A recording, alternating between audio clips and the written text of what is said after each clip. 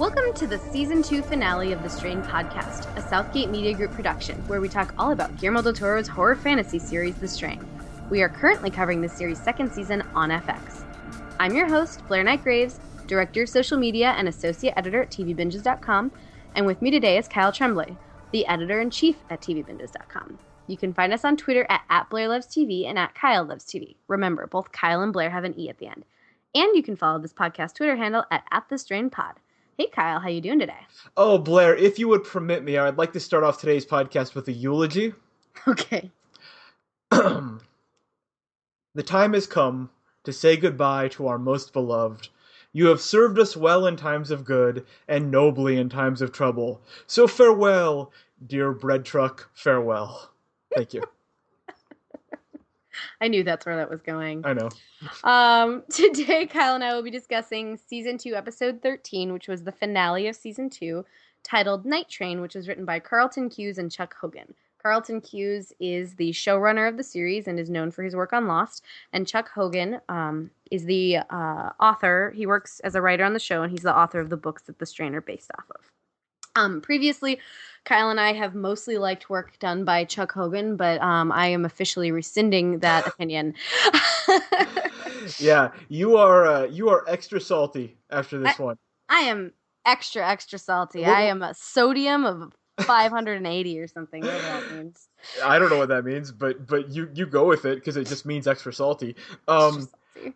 I want to start with the good because Okay. I need to. I have a feeling that you're going to hate a lot about this episode, and that you did hate a lot about this episode. We're going to talk about a lot of things you hated, and believe you me, I hated many things as well. So I'm going to start by the good. There were a lot of good scenes in this episode. There was a lot of cool stuff. There were a couple great dialogue scenes between multiple characters, and some people died for once, which is the thing I've been complaining about for the last 6 weeks. Only women. I was going to get to that in my complaining part, but sure. 2 women died on the show of the show's cast of 3 women. but yeah, so that was the positive. Yeah. No, I mean, I think the episode was directed pretty well. The scenes that had really good cinematography or really good choreography were just top-notch horror. I think the train going through all the vampire bodies, all the vampires attacking the bread truck, all those things were and everything that happened with Cream was really, really excellent. So there was like plenty of good material in this episode. I don't want to knock it completely. Well, I want to mention the very first scene, the cold open, as it were, with Eichhorst observing the plant that's he says is being used to process sheep, but is clearly going to be used to process humans. That was really cool, I thought. Just seeing Eichhorst in that setting and seeing him be at his sort of menacing best and very playful as always, but there was some cool camera work done in that scene, and that whole setting was really neat, and I just really, really enjoyed that introduction to this episode and thought that was kind of the cool small moment that I'm always looking for in Strain episodes. Oh, I totally agree. And I think that it's set up for events to come really effectively. It set up the season 3 plot without banging on the, what is the phrase? Hitting you on the head with it. Sure.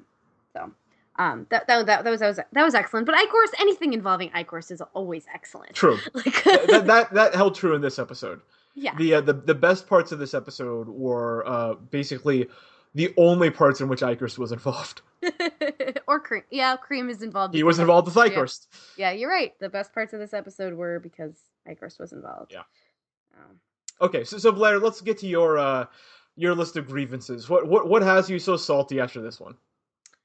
I guess so. For if there are any listeners, which I doubt there are many, but if there are any listeners who are new, so pessimistic. I know. Well, Kyle and I have one of the things that we do on this podcast is that I read the Strain books when they initially came back, like circa 2006 or 7.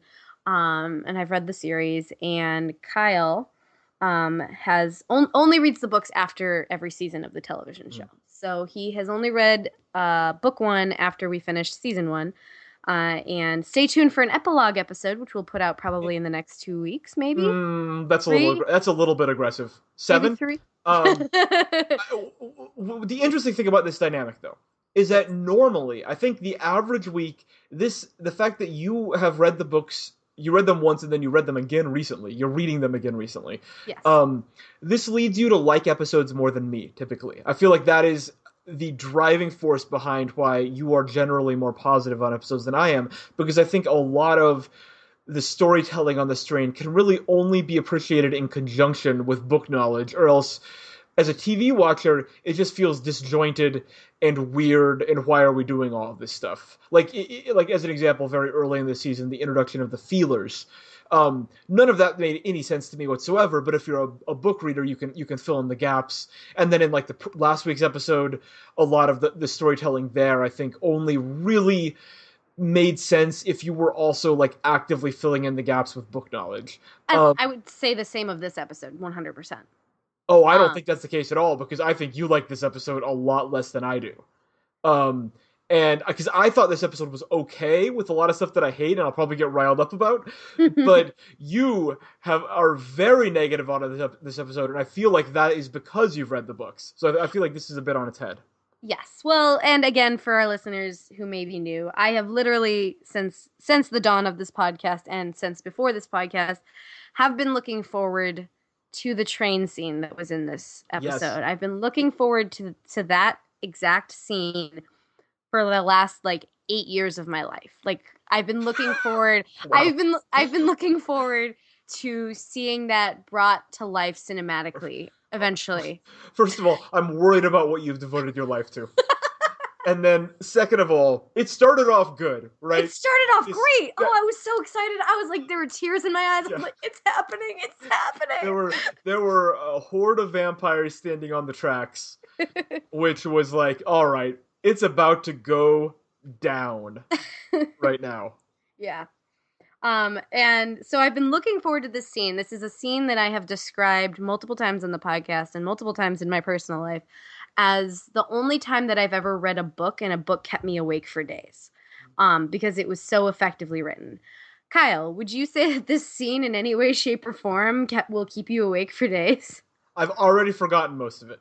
Yes, see, exactly. It It, was the only it thing that was memorable was the death of the character. the start of it, The start of the it. horde of Strigoi, and then the death of Yes. the character at the end. Everything in the middle was exactly what the strain always does, which is pointless, middling action. Yes. In the books, without going into too much detail, Nora does not die in the Sure. at the end of the second I book. think that's So common knowledge at this point. yeah, that's pretty common knowledge at this point. But F is not on the train. It's Nora and another auxiliary character and Zach on the train. And when the train comes to the halt, just like it does in the beginning of the scene, when all the vampires are sort of crowding in the tunnel, the vampires come on the train, and there's like a bloodbath that Zach and Nora are witness to, and Yeah. you see it both from the perspective of Zach and the perspective of Nora, and seeing that from the perspective of an 11-year-old watching people be murdered left and right around him, and like the way it's painted, Chuck Hogan's language is really, really beautiful about the way that the blood splatters everywhere, and like Mhm. the way that the bodies are writhing, and like it's very effectively written. It's very, very, very scary. I'm getting chills like The- talking about it right now because it scared me so much yeah. reading it. Like The- that experience, and then for it, I don't feel like you got that experience in the show at all. The fact that every single person on that train was not slaughtered is such a cheat and a cop out by the show. Because I don't have any of those expectations, right? I was just going with the show. I had no idea. Somehow you didn't tell me about this scene, even though you've talked about it since before the show even started to me. But I did not know what this scene was. You've just referred to it as the scene. And that I knew it involved the train because you've talked about that before.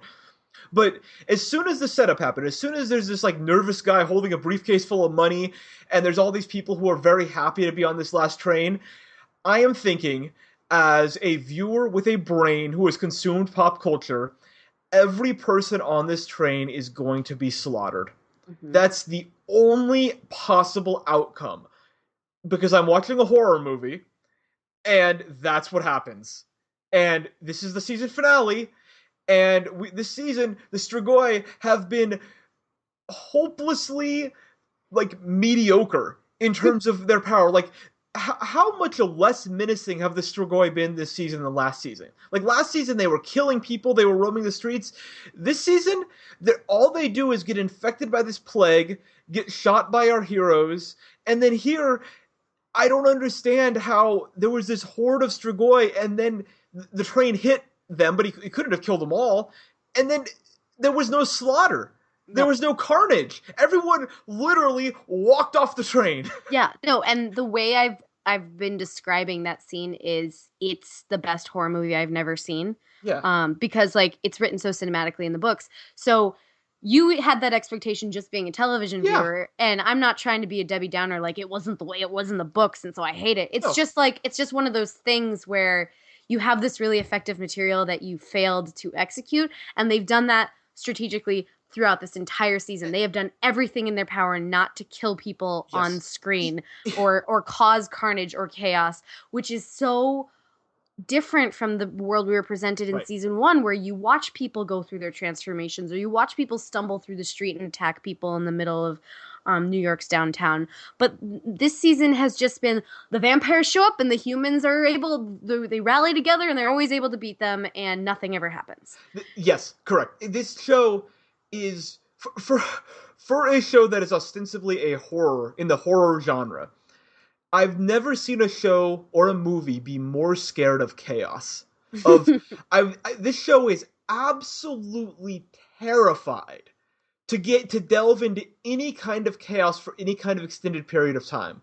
It is so much more interested in what's going on in like the back rooms. Like Paul, it's very interested in the Palmer Coco relationship. It's very interested in Icarus, how he figures into all that.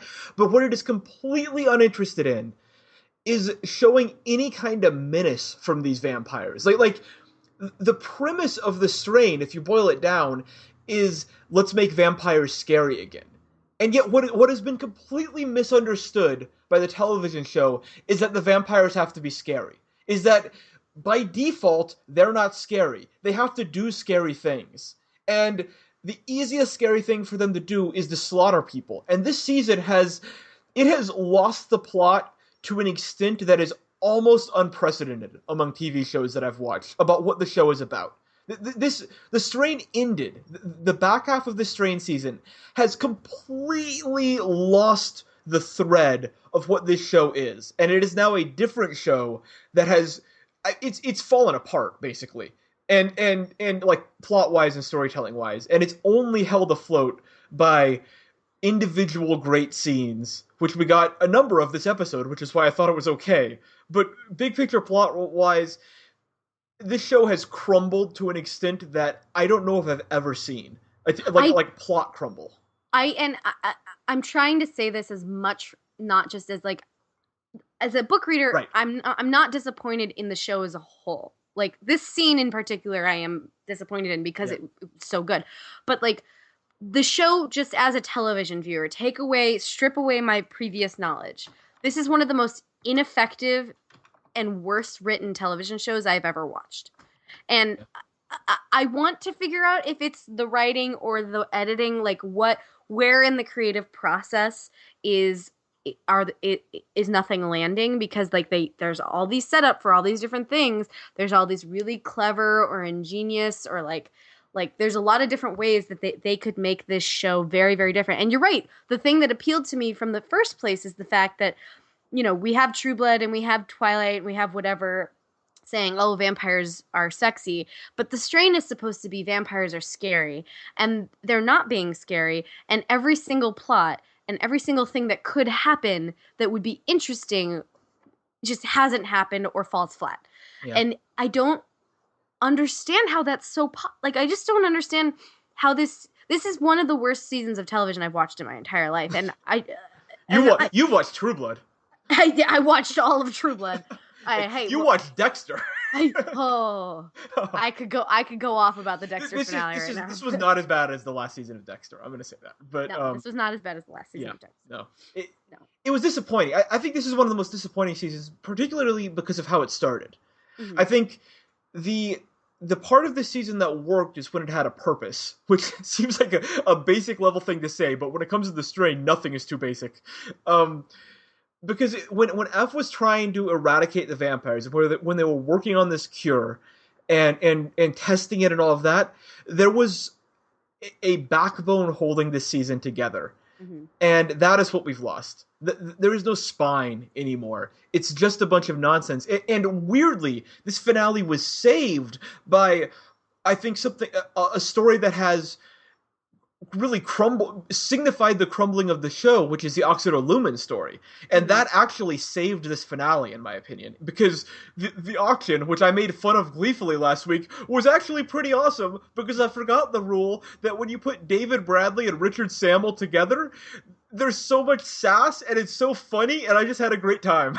Yeah. Well, and Cream adds a lot Oh, I too. And love Fett, look, you had like the four yeah. best performances on the entire show Agreed. altogether. Those are the Yeah. four best actors on the show. Yeah. And I mean, you have Walder Frey, you have Marlo Stanfield, you have the crazy German guy who I think gives the best performance on the show, Richard Yeah. Oh, Sammel. Richard Sammel. And yeah, so I mean, and then you've got Kevin Durand again, completely unhinged as Fett, doing an accent that I cannot identify. And you just put those four in a room together and have them bid over a book, and then have Ikers get embarrassed in front of all of them. Fantastic. I mean, that was what I've been waiting for with the Yeah. Oxidolumin, for there to be life breathed Hmm. into that story, and it really had life, and it, in my opinion, completely saved this finale. Because if that scene wouldn't have come off, this would have been a like Dexter final episode level disaster. I 100% But agree. yeah, so Yeah. thankfully that scene saved us. Richard Sammel, I think I either said this on the podcast last week or I tweeted at you last week, that the auction scene in the books is like when that happens to Icorst is like super sassy and hilarious. Yeah, And I think that Richard Sammel even brought something even more to it. So that's an example of yeah. a performer bringing something more to the material than what was actually there. And It, he's just phenomenal. yeah, that character is.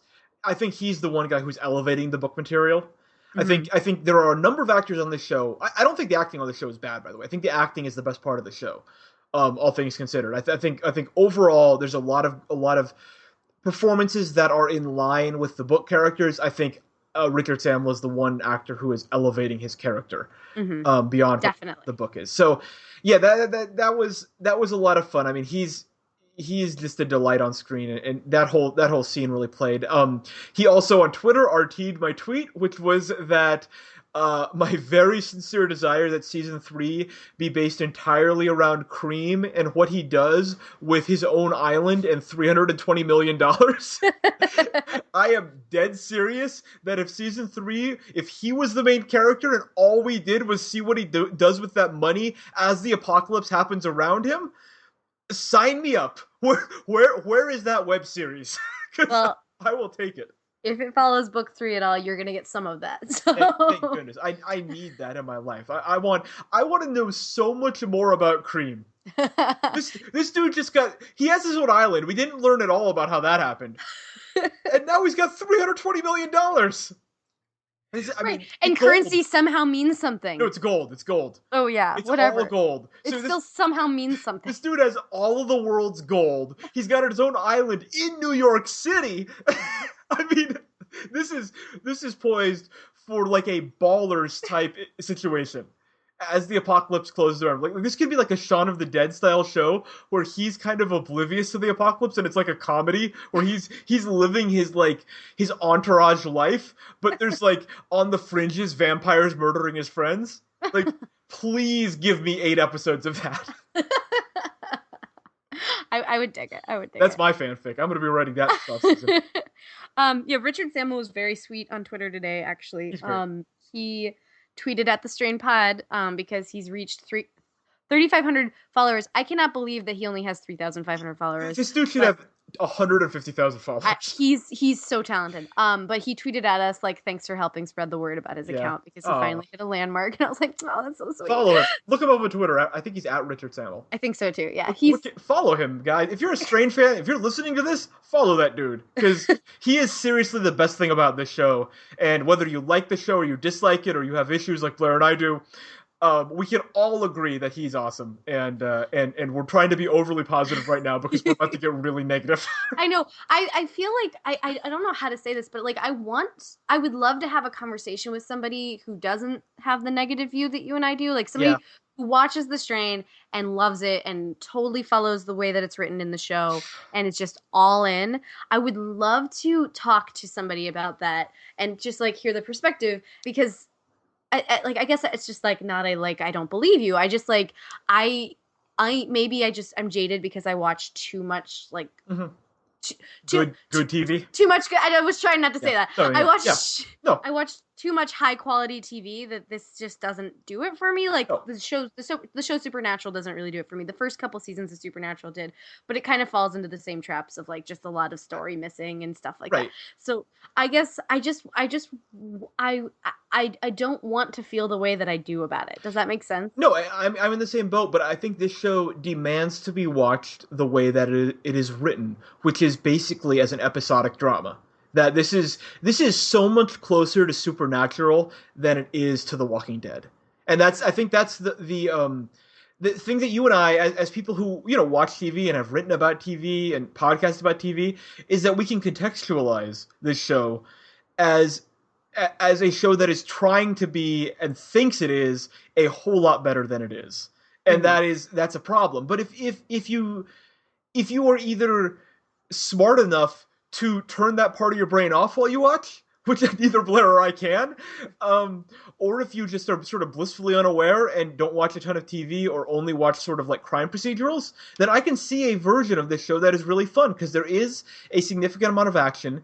If you don't think at all about the plot, it's fine. If the way the show's written is sort of you're just flying by the seat of your pants and like it's like, oh, okay, well here I am. It's like I'm in this scene now with Coco and Palmer. Let's go for that Right. ride. It's like if you're not even thinking a little bit critically about it, if you're just sort of on for the ride, then again the acting performances are good, and there is like vampires and blood and things that are fun. Like if you just watch it as a really dumb action movie, I that doesn't have a lot of action, and what action there is isn't particularly good. But aside from the point, um, then I can see a way in which someone would enjoy this show.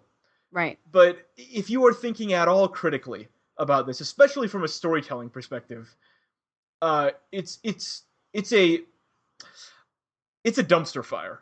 I mean, Yeah. this show is an absolute dumpster fire when it comes to like storytelling. And earlier you brought up the point like whose fault is it?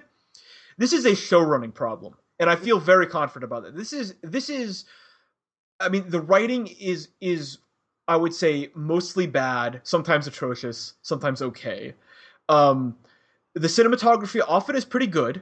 The direction is often pretty good. Sometimes it sort of gets dicey, but it's certainly not the main problem. This is a show running problem. This is an issue where the vision for this show is fatally flawed. Mm-hmm. And again, we talked about this in a previous episode. The writers aren't the ones who determine who to kill off. You don't like break from the script room and then come back and say, "Oh, look, I killed off Nora." That's a decision that's made at the show running level. And Mm-hmm. so, um, this sort of like deeply unsatisfying second half of the season, I put 90% of the blame at Carlton Cuse. Yeah. And I think that this is his fault, frankly, and that if I just think he above all else is the reason this show is not working, and it's unfortunate because he was half of why Lost succeeded, and that's a much beloved show that fell apart at the end, and you just wonder if the Strain sort of skipped the part where it was really good and just started falling apart right away. Right. Well, I just looked him up. He's actually also the showrunner of Bates Motel right now. Which is a show that I think the second season in particular got really good reviews. Mm-hmm. That's a show that I think generally is critically respected. I don't think people think it's like one of the best shows on TV, but it's certainly not a disaster. I mean, the way critics write about The Strain is similar to how you and I talk about The Strain. Right, which is like if you decide you want to watch it like an episode of CSI, then you'll Right. probably enjoy yourself. But And yeah, if you're trying to enjoy, hefty good television, it's probably not the right no, place for you. it's TV. It's TV, and I say this lovingly and grouping ourselves into this audience. It's TV for dumb people. This Yeah. is TV for dumb people, and that's That's unfortunate because I think part of the reason that we wanted to talk about The Strain in the first place is that we thought it would be if we thought it would be the first sort of horror show for like smart people, for TV Right. watchers, that the books lent themselves to a certain kind of show or a sort of campy show, which would have been a lot of fun. The show that Icarus is on, and then the show that everybody else is on is a very different show. Yeah. the, the show that Corey Stoll is on is Yeah, not it's not not the same show. yeah, what's the Although Frank Underwood show? House of Lies, House of Lies. House of Cards, House of Cards. Yeah, House of Cards. Could be either one. Yeah. Yeah, no, it's not House of Cards. It's not House of Cards. But I mean, he did take the train to Icar's show briefly earlier this season. I feel like his train ride was like Corey Stoll actually getting to have fun for a few episodes. Yeah. And then he took the train back, and then inexplicably took the train back again in this episode. I mean, again, this is storytelling wise, this is just a mess. Yeah. Yeah, but I mean, the big issue here, I think, trying to move along our talk from just moping in the sadness, is yes, they killed off characters. Finally, Coco, R.I.P. I just want to chart Coco's progress, quote unquote, on this show, Which is what led to our fan fiction, everybody. Oh, gosh, and you know what? It turned out we were right to read our fan fiction because, my goodness, she was just a straightforward love interest for Palmer. Mm-hmm. I mean, she was introduced as someone who was facilitating a real estate deal way back in like the first episode of this season. Mm-hmm. Palmer, re-energized from being given the white, fell in love with her. So we're sort of late. He basically wanted to have sex with her. And then at some point that became love. I don't know when. And then she, as we are to understand, fell in love with him. And they took some really romantic helicopter rides. They made sweet, sweet 50-year age difference love. And then she started getting into his ear and sort of Lady Macbething him. Mm-hmm. And being like, hey, man, it's cool that you work for the vampires, but we got to make this an even deal. After being shot and brought back by the vampires, didn't stop her from being like, hey, we got to make this an even deal, even though we have literally no leverage, and we have never discussed how we're going to enforce this.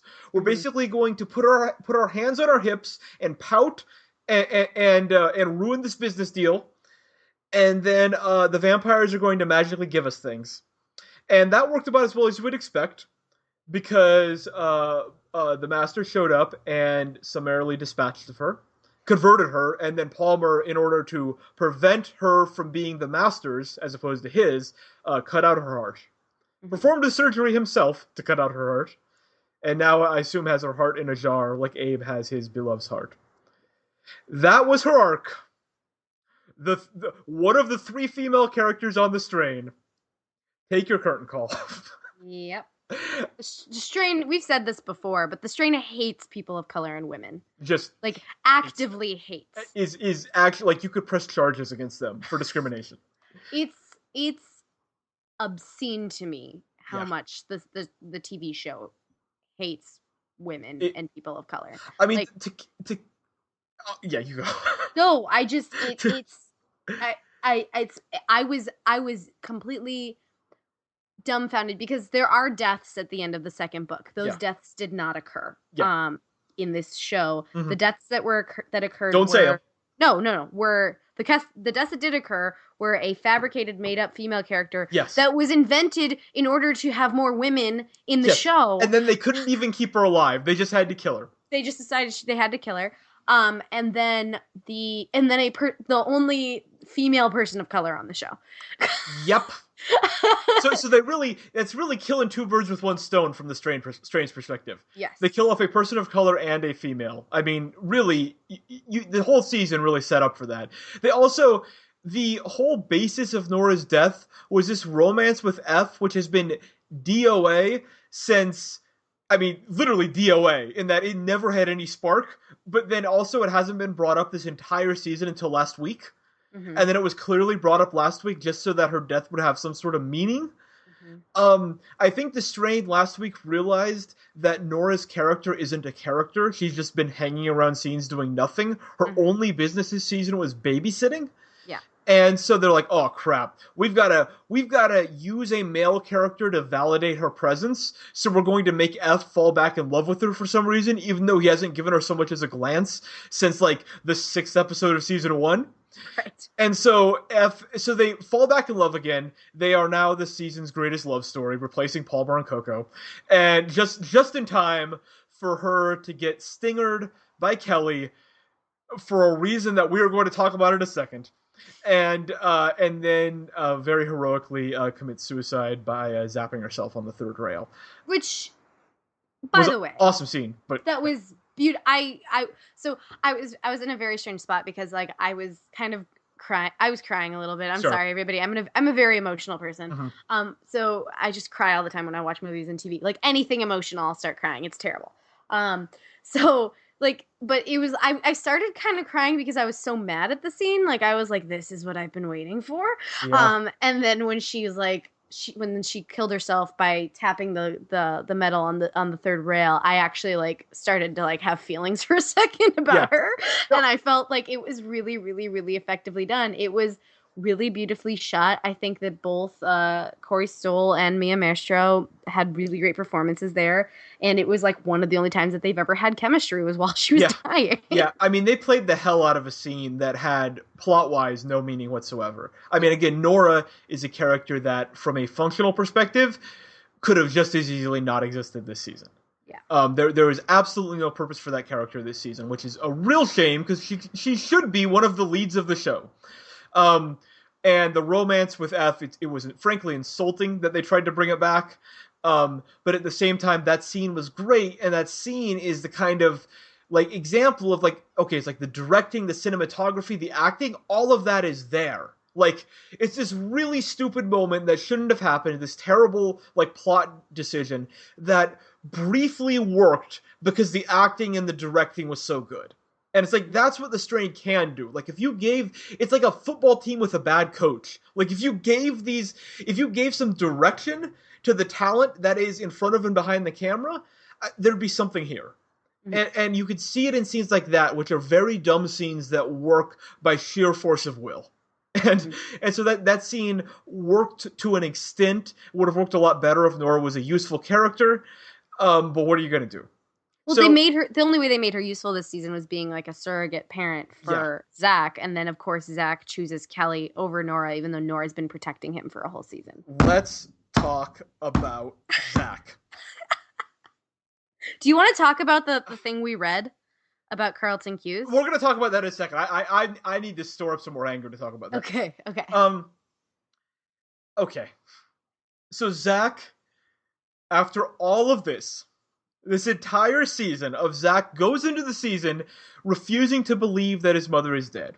He then has about 50 interactions with her where he is actively trying to get himself killed by her, and he is only saved by F, Nora, and company. There's one point where he lets her into the hideout. She wreaks havoc. He sees her without the makeup. He clearly at this point knows she is a monster. And yet, as Nora, who very easily chops Kelly up and is about to deliver the Mortal Kombat fatality on her, as she has raised the sword, Zack, in his infinite wisdom, screams no, giving her pause. She gets stingered, and then Zack, rather than requiring to be stingered himself, just goes along willingly. I mean, I just let's just take a moment of silence for our sanity for that because I don't know how anyone could watch that scene and remain sane. Holy cow! I couldn't. I couldn't believe it the way it was portrayed. I literally could not believe it. I thought I was hallucinating. I felt like there's a world where I could believe an 11-year-old would like fight that so desperately, but this wasn't that world. No. That this wasn't portrayed well. The fact that his mother is in monster form, like I maybe could have bought it if she was showing up in her makeup, right? Sure, sure. It's that's a torn feeling. You're This is an 11, you're year not super smart. Like Yeah. your mom is dead. The world around you is changing. All that stuff. But she's in like full on monster form. And when you see a monster, you kill a monster. And he's seen these monsters kill people. He's Yes. watched it happen over and over and over again. And I know he believes that Kelly wouldn't hurt him, but he sure as hell should believe that Kelly would hurt others because she has right in front of him. I have such an easy rewrite for this scene, and my God, does the strain need it? Because again, my most popular tweet tonight was the one thing the strain has done better than any show in television history is make me hate a child and wish for his brutal death. I saw that tweet. Yeah, that is true. I want Zach to be killed Saw style. I want him to be chopped up limb from limb. I hate this character so much. And I would never, ever say that about a child on television. And I feel like I am justified in doing so because the strain has driven me to that point. This character has been a plot device that has driven every negative thing to happen. And there is no justification for it. It's just how the character is. Like he has been used to drive so much conflict this season that it is staggering to use a child this way. I like 8 episodes ago I called it child abuse, like TV child abuse. And this right here is that. Like this is making your audience hate a child and hate a child actor, frankly. It's unfair to the actor because it's not the actor's fault. And we'll get into that quote that Carlton Cuse gave, but it's not the actor's fault that he's being written this way. And we can always quibble with the performance, but the hatred is not the performance. The hatred is how the character is written. And that's the thing, is like the easiest rewrite possible would be that Kelly is a powerful vampire and she defeats Nora, who is an effing scientist. Okay? Nora is not Lara Croft. She's not a Tomb Raider. She's a scientist. She has a sword. She's fighting a vampire. The vampire wins. Zach is watching. He watches Nora get slaughtered by Kelly, and then he sort of says, well, this is my only option. I'm going to go with it. How that would be so much more palatable, right? Mm-hmm. Than him actively getting Nora killed. Mm-hmm. He got her. He was responsible for Nora's death. So now the show's only... Like, the only conclusion I can draw is that the strain wanted us to blame Zach for Nora's death because he is 100% to blame. So now you're piling that onto this kid that everyone already hated? I mean, what other term is there for it? Then this is like TV abuse. Like, you're making us hate a child and a child actor. Yeah. That's terrible. That is a terrible thing to do. And I want to quote... I was going to say... Yeah, you go. I was going to say you should read this quote. But is this a different quote? Well, I want to just quote our Wig Talk Army Lieutenant Laura Lee, who said, who sagely said, "Trouble always starts with the inhaler. Once that inhaler comes out, you know trouble is afoot with Zach." Yep, which is fair in the books and fair in the TV show. Yep. Do you have the quote?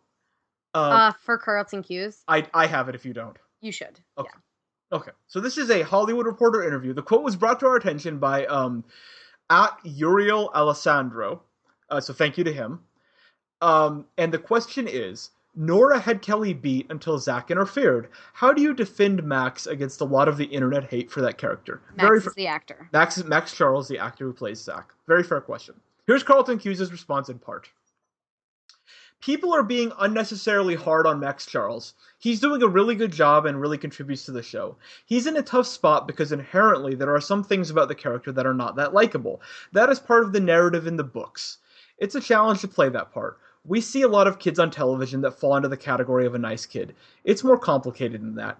Clearly the character in the books gets put in a very dark place. I have one response to Carlton Cuse. Mm-hmm. You. Oh. You, Carlton Cuse. I'm gonna bleep that.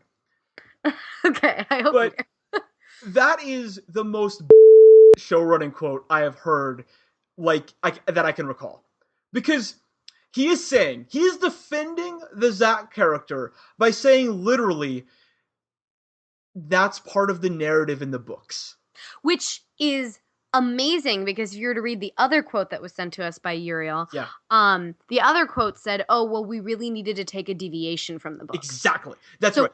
how This can you possibly? How can that be your? That is that can't. That's what I'm saying. That's exactly why I'm saying what I'm saying. Is that this is an episode that killed Nora, a character that is a major character that is still alive in the books, that they justified by saying we needed to deviate from the books.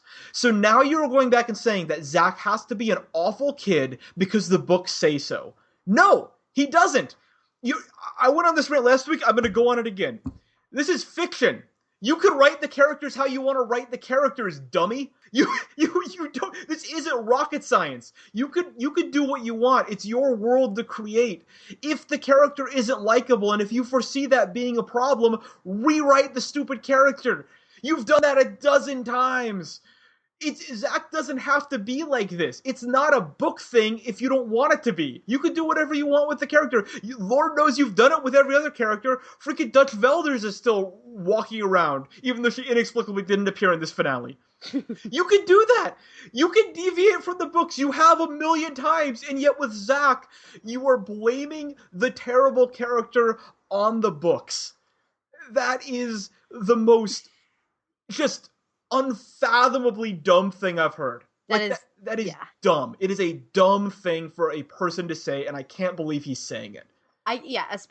Especially given the context that since the beginning of this season they said, well, we're going to take a big deviation from the books, and then later in this interview, if you look up the Hollywood Reporter interview with Carlton Cuse, he also says that the reason that they killed Nora is because they needed to tell a different story, and that's terrible. The only thing like from the books that I'll say as a book reader, again, without spoilers in it, is that the when the books end, Zach is 13 or 14 years old, so he's like in that snotty teenage era of his life, and so he does become a really obnoxious teenager. But in book 2, he's 11, and 11-year-olds are fine. Right, he's not even at that phase yet. And also, again, if you want a kid to not be difficult, then don't write him that way.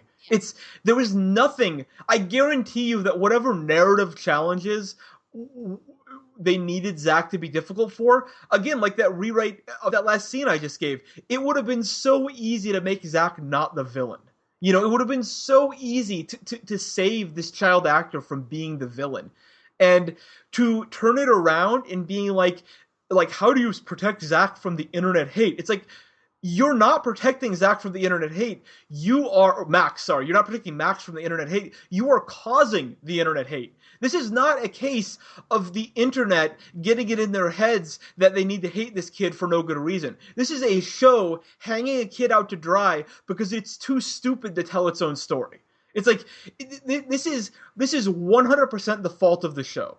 That's the problem here. And honestly, it's Carlton Cuse's fault. He to me is the villain of this season of The Strain. He did such a terrible job at show running that this falls at his feet, and it's his fault that Max Charles is getting beaten up on the internet. It's not the internet's fault, because if you make a kid this hateable and if you write him like this, it's your fault that the internet gets mad at him.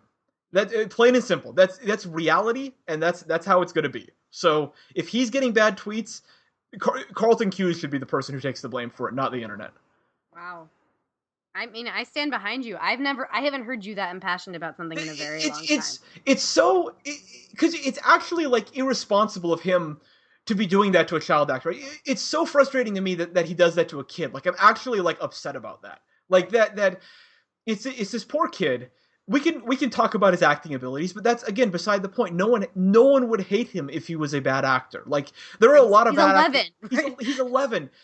Good for him for pursuing his dream and getting work and getting cast on a show. Like, none of this is his fault, you know. But if you write a kid character to be your scapegoat, you know, a lot of times this is the wife character, where, like, in shows, the dramatic tension is driven by the wife and the husband disagreeing, and the wife becomes the bad guy. This happened in Breaking Bad. And it's like, that's lame. And there's been a lot of think pieces written about that, about how TV shows tend to be sort of like position the woman in a way that the audience will naturally root against her. And that's sort of a cop-out that TV shows need to stop doing so much. Mm-hmm. In this case, it's a child. It's like a real child being played by a child. And that's actually that's not okay to do. That's like you're responsible for a minor here who you have to know is going to get a lot of hate because you've written him in a way in which he's the most hateable character. And if you can't see that, then you're not competent enough to be running a show. And if you can see that, then you're really sinister in like a real way. Like that's you can't have the kid be at fault. If you want to make Ikers like do something really terrible on screen, fine. That dude is like 50. Like go for it. But and you did make him do you it. did. So. He did terrible things. Yeah, but it's like you can't do that to a minor. You can't do that. Kids can be annoying and they can be obnoxious and they can be like Dana Brody in Homeland and pouty. But when a kid is like actively getting quote unquote beloved characters killed just because he's like ignorant, Right. that's a really tough thing to do to a kid, and I feel really bad because I guess what really got me going here is I was reading that kid's Twitter account tonight, and he's getting so much hate, and I feel Yeah. terrible for him. I feel really bad that these people are taking out their anger on him, but it's not the people's fault. I mean, obviously you should be able to just disassociate the actor from the kid, but And you shouldn't tweet bad things you at an shouldn't 11-year-old. tweet bad things at kids. I'm not trying to defend the people who are tweeting bad things at 11-year-olds, but my goodness, you had to know what would happen. Right. You can't like stick your head in the sand and be like, oh, I can't believe this kid that we made so hateable is getting hate tweeted at him. It's like, no, you know that's gonna happen. Be responsible. Tell your story in such a way that he's not the only villain of the season. Oh, it just makes me mad. It makes me mad that that the show could be like bad in a way that like gets this poor kid a lot of hate. So I don't know. Yeah. The kid, he's directly responsible for both of the people of color who have speaking lines that have been killed off this season died. Yeah. Right. Yeah. No, that's a very compelling argument, Kyle. I didn't necessarily think about that part of it. I certainly did not think that the child deserved all the hatred that he's getting, and I certainly did not think that the performance was bad because every time that they've written him in a likable or nice way, he's been likable and nice. And every time that they've written him in an annoying way, he's been annoying. He's done his job. He's an actor. Yeah. He did what he was supposed to do. He's a plot cog. He does what he's supposed to do. And right. This season, yeah. Yeah, but this season, realistically, he's like one of the biggest villains of the season. If you think about how much havoc he's caused because he's incompetent and he's like, they try to play him off like he's dumber than he should be, or they just write him in a way that he believes things that I don't really know that I believe he would. No, not even we dealt. See, the thing is, the story had dealt with his belief in Kelly being alive a long time ago, like multiple episodes ago. Like that was a story, and I buy that being a story. That story ended. Yeah. And then it was resurrected in the final moments of this episode to in order for Zach to essentially kill a main character. Yeah. And that's the problem. Is like just have Kelly win the fight.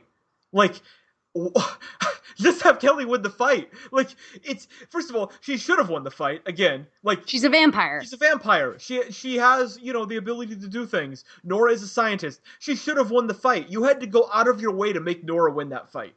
But if Kelly wins the fight, is anyone blaming Zach? If Nora is lying there dead on the ground and Kelly puts her hand out and Zach is sort of hesitant, but he's like, well, what am I going to do? Like, we would give him credit for being pragmatic. Like, right. if it's between getting stingered and hugging your mom and your vampire mom and going off with her, everyone could understand that. Like, that's all I'm asking. Just make his decisions relatable. Like, and it's so easy. You don't have to change any fundamental elements of the story in order to make the kid not be hated by the internet. It's so easy. And for whatever reason, the show really went out of its way to turn Zach into a bad guy. And that's what I'm reacting to. It's like, it really took the long way just to make Zach hateable. Yeah. And that's what really is upsetting to me. Yeah, I'm also thinking directly, there is a confrontation between Nora and vampires in the book, and she does tell Zach to run, and guess what? He runs. Yeah. So again, Carlton Cuse's excuse is null. Because in the books, the kid is smart enough to get the heck out of there. I'm just so upset right now. Yeah. I that's why I'm so worked up about that thing. That just really, it's just irresponsible and dumb, and Yeah. it's just another example of the show just not getting it. Like Yeah. I never want anyone to lose their jobs, but I Right. really think this show desperately needs to change showrunners. It It really, really does. We yeah. really need someone who has new ideas, because this is what The Walking Dead did, right? I think Scott Gimple is the showrunner, or was the showrunner now. I forget the order, but they changed showrunners like 3 times, Yeah. and the recent guy is actually pretty good, Yeah. and turned what was a very middling, very popular, but just sort of do nothing drama Right. into a show that had some momentum. He started telling like these like 3 episode stories that really work structurally. He started isolating characters in a way that the show never did before, which allowed characters to shine a bit more. And he basically turned The Walking Dead into kind of a mush of zombie nonsense into an actual television show. Like, is it the best show on TV? No. But he made it into a respectable TV show, and someone needs to take over the strain and make it into a respectable TV show. This So show is crying out for someone who is really competent and really practical and thinks about the stuff we're talking about to run it and turn the ship around into respectability. I should call Terry Metalis from 12 Monkeys. That's a Uh, good one. That is a great example of a show that could have gone really wrong and actually like does a very respectable job with the material, and turned out a compelling season of television with some really difficult source material. yes. 12 Um, Monkeys on Sci-Fi. yeah, really, really good show. And also Yeah. check out our podcast, the 12 Monkeys podcast. Yeah, we'll be doing that. It's true. We'll be coming back. I guess I would also like to say to our listeners, if you are those people who are tweeting at that child, please stop. Yeah, stop it. And please find a way to channel your anger towards Carlton Hughes. Hopefully, Or the strain, just the strain as a whole, you know? yeah, yeah. Hopefully we have given you compelling enough of an argument to not harass the child. Yes, this hopefully how this plays is that this was my impassioned defense of Max Charles and my condemnation of Zach as a character. I really want that to be clear, is that I'm defending the child actor. That is the purpose of my rant there, is that I really am upset that he's getting all this hate. But this is one of those things about being a fan of something on the internet where you really need to draw a line of distinction between the character that somebody plays, Yes. the writers of a show, and then the actor themselves. Right. Like, there is a common and awful problem on television nowadays where somebody doesn't like a line that a character says, they'll tweet at the actor as if the actor had anything to do with it. And it's just, try to think a little bit more before you tweet, before you attack somebody. If you want to be mad at somebody, and this is unfortunately did happen on Twitter with the show Community. I remember watching this terrible string of tweets being sent at the writer of the season 4 finale of Community. But realistically, if you have anger, direct it towards that person. Don't direct it towards an actor, especially a child actor. Yeah. Please do not direct your anger towards Max Charles. We do not condone that behavior. No, definitely not. Definitely not. I hope that all of this served to remind you that he is a kid, and that the reason, even if you think he's bad on this show, that's a separate issue, is that what you are reacting to, I suspect, if you are angry about this finale, is that Zach the character was written to get Nora killed. That's what there is to be angry about, right? If you're mad at bad acting, then you've got a lot more characters to be mad at on TV. You know, that acting is not a problem that deserves any kind of like anger over. That happens a lot on TV. I think Max Charles as an actor has gotten better as the season has went on. We certainly made our share of fun of him early on when he was cast, but it became clear over time that the problem was not him, it was the writing. Yes. And the direction of the character. That was the issue. So do you have any further thoughts about the finale or the season as a whole? Gosh. Now I'm all worked up. I mean, know. I guess to bring it back to a positive place, if we can, I really reel it back in. What I do like is that they did change this. We did end in a spot where the setup is now different, where we have now what I assume to be our main group of Fett, Abraham, Quinlan, Gus, and Angel, awesomely wearing his mask in this episode. Yes, luchador mask. I wanted to bring that up. It made me so happy. So fantastic when he showed up in the mask. So those 5 are a pretty sweet group. And if Yes. our show in season 3 is going to be about them, then sign me up. Yes. Because I like that crew. I like that central crew. I loved Quinlan in this finale. I think he was criminally underused this season. And honestly, like as again, we talked about like the issue with the second half of the season is it didn't have an A story.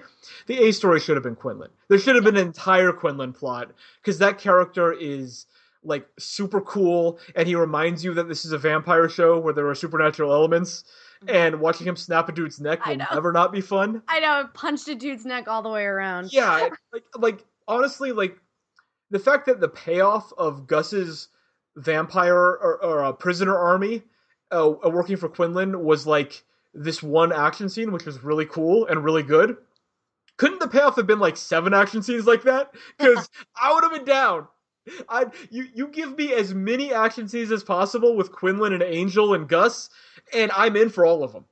Like, Well, yeah. yeah, So I guess that sort of brings me to my overall overarching thoughts about the season. When we were talking about Carlton Cuse being an incompetent showrunner, if you think about the fact that they had to recast Quinlan and rewrite him entirely, yeah, if you if you think about like all the dredging that it took to get to Nora's death. If you think about, as you said, the lack of an A story through the second half of the season, with there being no connective tissue with Oxidolumin, with characters seeming like they're going to be strong and main characters dying immediately, or Coco really just being a 20-year-old girl that fell in love with an 80-year-old man, like all this stuff is just overall like it seems like maybe at the beginning of the season they had like a lot of really cool ideas about where to yes, go with stuff, and Carlton Cuse just went, you know what,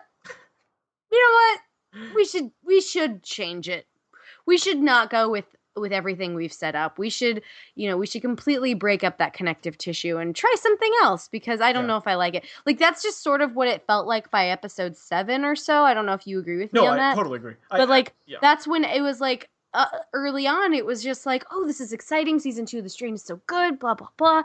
And then the last like 6 or 7 weeks of our lives have just been like, wow, what's happening? Like Just like nothing. It's just nothing. And that, yeah. yeah, I totally agree. I think, you know, you just think about it like, it's like, okay, the first half of our season, we can carry it with this story about developing the cure. And we've got all this material about, F and Nora testing it and going that great scene where there was that classic rock song playing as they drove Strigoi out in the Oh, van and so infected good. them.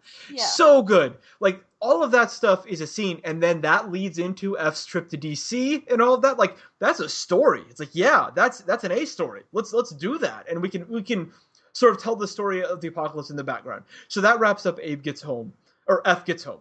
It's like okay, what's our second half of the season story? It's like well, we're bringing Quinlan into play and we've got this oxidolumin thing, which has never really factored in, but is now going to play a bigger role. But instead of introducing the oxidolumin in a way that made it compelling and like really like spending an episode explaining its importance, like for a show that is as in love with flashbacks as The Strain is, you think we would have gotten like a really concise, clear flashback explaining the importance for lay people of the oxidolumin, like But just really driving home because it's so important to the rest of the season. but that's the other stuff that like where I just feel like halfway through the season they just decided to like give up on some stuff.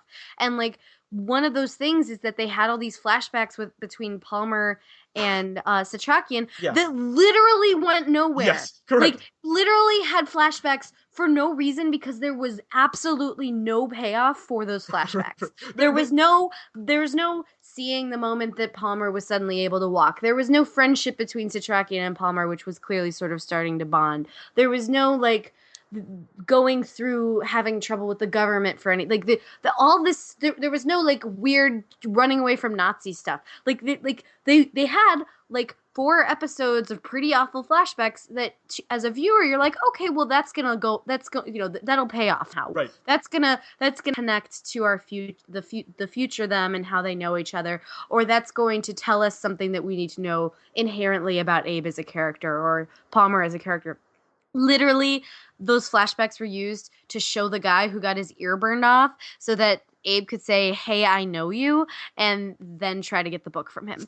Like Yep. that and that's just like, if you think about it, it seems like they were trying to write something that they decided not to write. Like killing off Vaughn. Oh, they were trying to write Quinlan, but they decided to write him in a different way. Like somewhere halfway in the middle of the season, they just decided to change every single little tiny thing they have set up for the last season and a half, and it was atrocious. I'm getting worked up now. You are. Like Yeah. it was just there's stories that didn't connect, characters making absurd allegations or taking or just going on weird trips or romantic flings and all this stuff that, again, just like, there seems to be no reason other than just to put it in there. Like there's no payoff for 75% of the material that we covered this season. There was just like, oh, we're going to kill two people off at the end. Okay, bye. Correct. I have no counterpoints. That is what happened.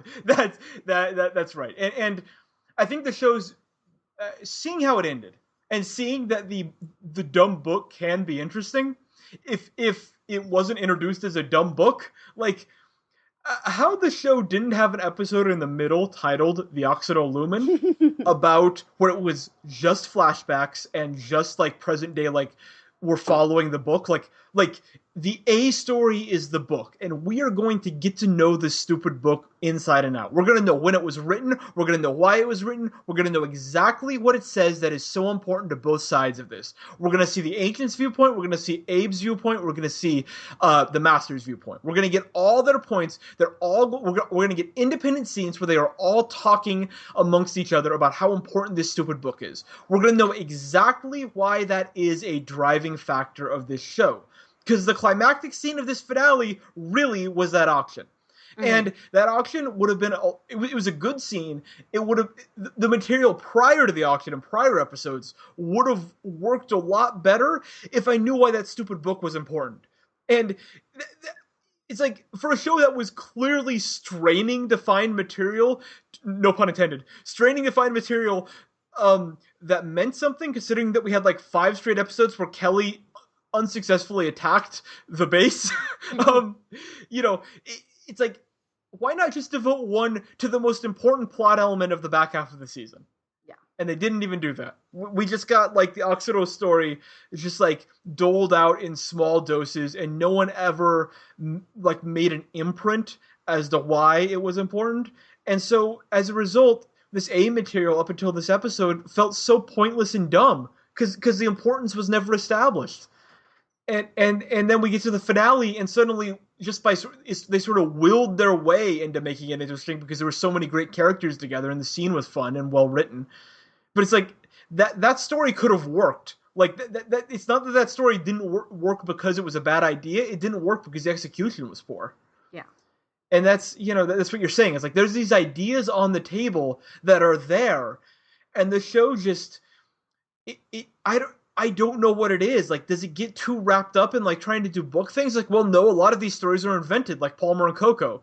It's like, why did it think that was a good idea? What did that get us? It's I there was literally no reason for the Coco and Palmer plot, and that's something that infuriates me. It's like it was just screen time. It was like we needed to give a woman lines. It was they gave a woman lines. That's what it was. If you took that away from the season, literally, what would be different? What single thing would be different about this season if you took Coco away and just had Palmer be Palmer? Right. Like I don't like it didn't even get us an inch. Like it didn't get us anything at all. I just, the big picture decisions made by the strain are really, really frustrating, and that is what's messing with the show. Like it's a big picture problem right now with the strain. Yeah, they I think somebody should start a change.org petition to get Carlton Hughes removed from the series. Yeah, let's do it, Blaire. I think it falls to us. Oh no, this is how we become internet famous, Kyle. Oh no. Okay. Okay, we got to get to some happier stuff. Yes. Okay.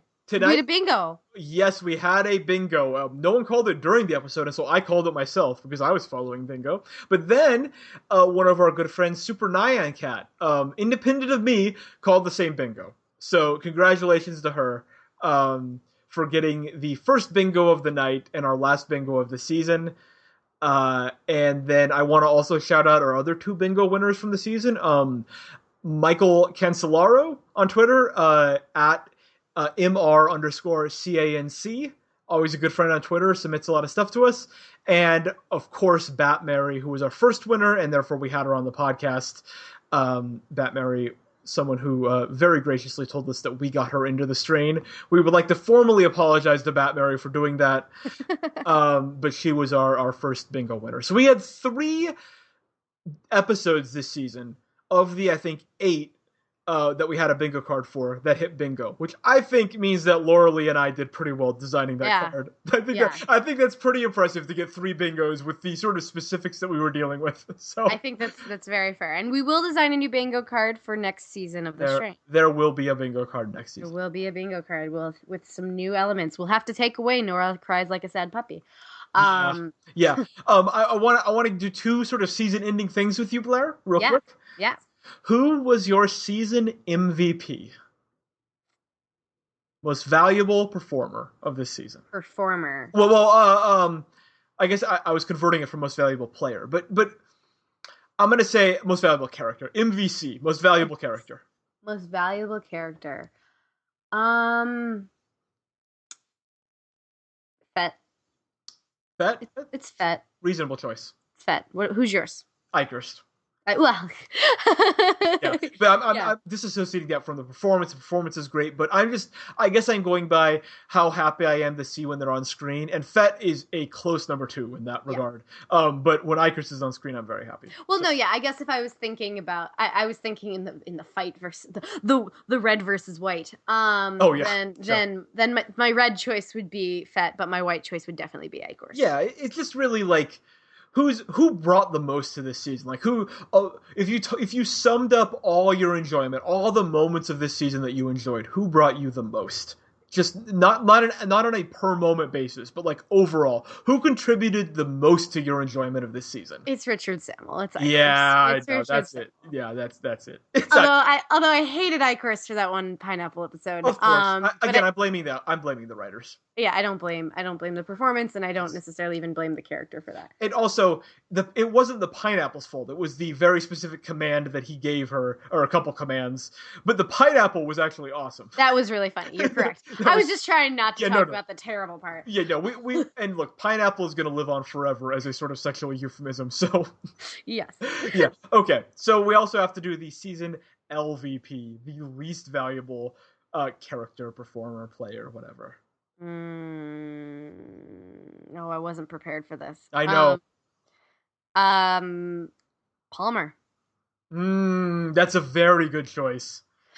I might have to make that my choice because I was gonna give it to Coco, but you're right. The problem, well, it's tough because Palmer was a bad character in season 1, and then he was a worse character this season because of Coco's presence. Yeah, and so it's almost hard for me to figure. I'm just gonna give it to Coco and Palmer. Forget it. Yeah, let's give them as a pair. Yeah. Of all my hatred of this season, it was those 2 that brought the most. I don't think.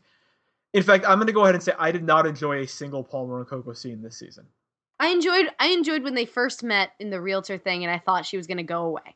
Oh yeah, right. It's I was like, oh, they have that's cute. That's cute. He's flirting with a young woman. She's not into it because she wasn't into it. She wasn't. I was like, oh, that's cute. That's cute that they did that. Like they made him skeezy, and then it ended up being. Yes, and yeah, just again, they started off on the right foot, and then they pursued a path that does not make sense. I just want to say my prediction for this episode, which did not come true. I said it on the podcast last week, would have been 1 million times better than what was written, which is in the scene where Icarus and the Master are standing face to face with Palmer and Coco are being very defiant. Coco should have grabbed the dagger and slit Palmer's throat. And That's what I thought Coco too. should have became the new Palmer. And the show would have been awesome. Palmer's death would have been genuinely shocking. It would have been an old white man dying, which would have been a nice change for this show.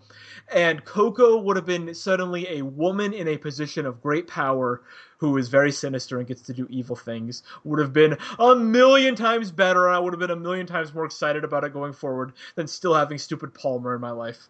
I It and concur. it would have justified every element of Coco's story. It would have also added a sort of undertone of like, wait a minute, maybe she was thinking about this all along to the story, and it would have made her getting shot mean something, and it would have made her getting the white mean something, and instead the strain, as it always does, made the stupid choice and just killed the character that had no point at all. Yep. And so, typical strain. On that note, Blaire, your final grade for this season. Letter grade. For the season as a whole. Season as a whole. Season 2 of the strain. D plus, C minus? I'm going to go with a straight D. Straight D? Straight D. No. I think we're in the same area, though. Yeah. No, there were just like enough enjoyable things. You know what I mean? Like there were just parts where I was genuinely giddy or excited, or I really liked a performance, or I really liked the way a scene was played, or something like that. So there was enough enjoyment for me to be like C minus, D plus. But I think a straight D is probably pretty close. I think quality-wise, a straight D is there. Again, this is a show that excels at small little moments that are enjoyable and takes giant swings and giant misses at big moments and cannot seem to get any of the big moments right. No. And I think the tailspin at the end of the season really hurt this season. I think 6 episodes in, I probably would have given this season a B plus or a B. Oh, yeah, me too. And for it to fall that far, I think is an indication of just how bad the last 5 weeks or so have been. Yeah. A real. This has been a full-fledged meltdown of a TV show. Like, if you ever wanted to know what it looks like for a television show to completely melt down, like just to completely fall apart in every way, this is as good of an example as you're going to get. These last month and a half of the strain is as far as a show falling apart in a short period of time, as good of an example as you're going to get. I agree. So. It is season 4 of Angel Bad, because I wasn't gonna get away with without mentioning one Angel more time. There you go. One for the road. One for the road. Oh. Wow. Yeah. So you and I are planning on. You're gonna read the second book, and we're gonna do an epilogue episode. This is the finale of our season 2, but we're gonna do an epilogue of our season 2, which is going to be so spoiler heavy, everybody. So. If you haven't read the books and you don't want to know, whenever the next episode comes out in the next couple of weeks, don't listen to it. Putting it out there right now. Do not listen to it if you don't want to hear a compare and contrast of season 2 and book 2. I am actually looking forward to the books because my expectations have been set so low that I feel like I'm in a good spot to enjoy book 2. Well, I can kind of middle you out a little bit because I was having some conversations with people on Twitter today. Yeah. I said like this is the most disappointed adaptation I've ever seen, and I'm not. I probably don't stress this enough on the show, but I strongly believe that a book and a movie shouldn't be the same thing, or a book and TV show shouldn't be the same thing. Like, I hate people who are so adamant about Game of Thrones being better as a book than a TV show, because I think as a TV show, it does a great job of connecting all of its plots, and therefore it's a good show. The reason that I complain about The Strain is that, like, I feel like I have to fill in information all the time that I have books, or that it's just clearly so much. It's just like such better storytelling as a whole. Better storytelling as a whole. So where was I going? No, I feel like it's actually kind of an insult to shows like Game of Thrones, where there is a strong case to be made that if you are the finicky sort, which I think a lot of Game of Thrones fans are, there's a case to be made that you would be angry that, for example, the Hound isn't like completely scarred in his face on the TV show. Like that he even though he's like kind of like got a scar thing going on, he's not as hideous as he should be as judging by the books. And that's kind of a bummer because they're making a concession for TV in that regard. Like there's a sort of gloss to the TV show of Game of Thrones that if you read the books isn't there. And so I understand like a book reader bristling at that. It is so important to stress that The Strain as a TV show is failing in a way that doesn't need that kind of like finickiness. Like it's failing because it's bad. Right. It's like it's not failing because it's not faithful to the books. Right. It's failing because it's not doing a good job. And the fact that the books often do a much better job is just salt in the wound. But Yes. the books are not needed here for The No. Strain to be a failure as a TV show. No. But so what I realized I had a confrontation with somebody who said, well, clearly you need to watch more TV and movies, where I laughed at that hysterically. Oh yeah, you couldn't possibly watch more. Yesterday, I watched 12 episodes of Parks and Rec and 4 documentaries and Mean Girls because I was sick yesterday. So I watch a lot.